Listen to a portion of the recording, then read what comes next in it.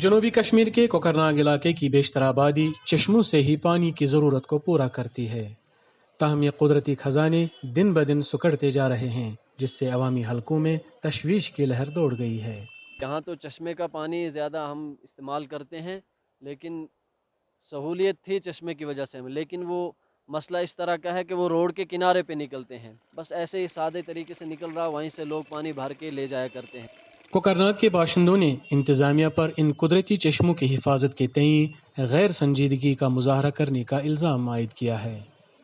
جو یہ ہمارا چشمہ ہے، اس کی پہلی مرمت آج سے آگے 15 سال کی تھی، لیکن اس سے پیچھے کوئی مرمت نہیں ہے اس کی۔ بہت بار ہم نے یہ بلاک والوں کو پلان میں دیا، لیکن آتا نہیں ہے، جو بھی کام ہم دیتے ہیں وہ آتا نہیں ہے۔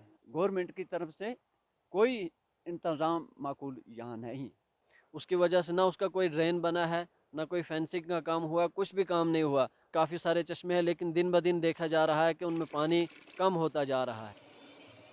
محکمہ دیہی ترقی کے اسسٹنٹ ڈیولپمنٹ کمشنر نے ای ٹی وی بھارت کو بتایا۔ ایم جی نریگا کی گائیڈ لائن ہے، اس پہ بھی یہ ایمفیسس ہے کہ 50% تک جو ایکٹیویٹیز آپ اٹھائے جائیں گے وہ صرف واٹر کنزرویشن کی ہوں۔